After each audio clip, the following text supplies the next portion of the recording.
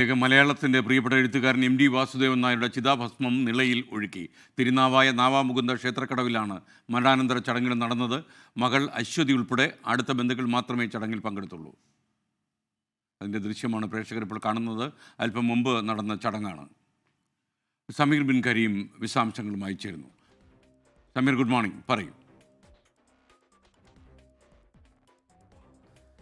എസ്.കെ.എൻ. മഹാനായ എം ടിയുടെ ചിതാഭസ്മം ഒടുവിൽ നിള തന്നെ ഏറ്റുവാങ്ങിയിരിക്കുകയാണ്. ഇന്ന് രാവിലെയാണ് ഈ മരണാനന്തര ചടങ്ങുകളെല്ലാം തന്നെ നടന്നത്. രാവിലെ 7 മണിക്ക് ശേഷം നടന്ന ചടങ്ങിൽ തിരുനാവായ നവാമുകുന്ദ ക്ഷേത്ര കടവിലാണ് കാര്യങ്ങളെല്ലാം തന്നെ നടന്നത്.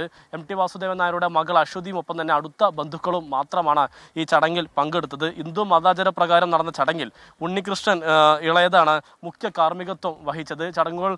ചടങ്ങുകൾക്ക് ഈ അടുത്ത ബന്ധുക്കൾക്ക് മാത്രമാണ് അങ്ങോട്ടേക്ക് അനുമതി ഉണ്ടായിരുന്നത്. ഏതായാലും നിളയെ സ്നേഹിച്ച ആ വലിയ മഹാനായ മനുഷ്യൻ്റെ ചിതാഭസ്മം നിള തന്നെ ഏറ്റുവാങ്ങിയിരിക്കുകയാണ്. നമുക്കറിയാം, എം ടിയും നിളയും തമ്മിലുള്ള ബന്ധമൊക്കെ നമുക്ക് ആഴത്തിൽ അറിയാവുന്നതാണ്. എം ടി പലതവണ പറഞ്ഞതാണ് തൻ്റെ അദ്ദേഹത്തിൻ്റെ കൂടല്ലൂരിലെ വീട്ടിൻ്റെ മുറ്റത്ത് ഇരുന്ന് കഴിഞ്ഞാൽ ഈ വയലുകൾക്കപ്പുറമുള്ള നിളയെ വളരെ ഭംഗിയായി കാണാമായിരുന്നു.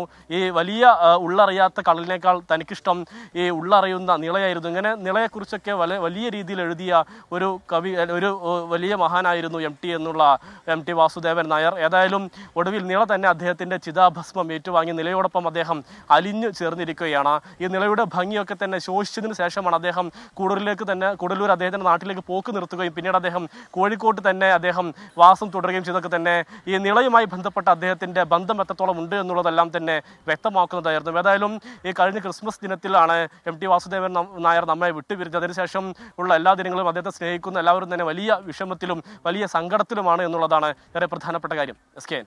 എം ഡിയുടെ ചിതാഭസ്മം ഭാരതപ്പുഴ ഏറ്റുവാങ്ങി എന്നുള്ള വാർത്തയാണ് റിപ്പോർട്ട് ചെയ്യുന്നത്.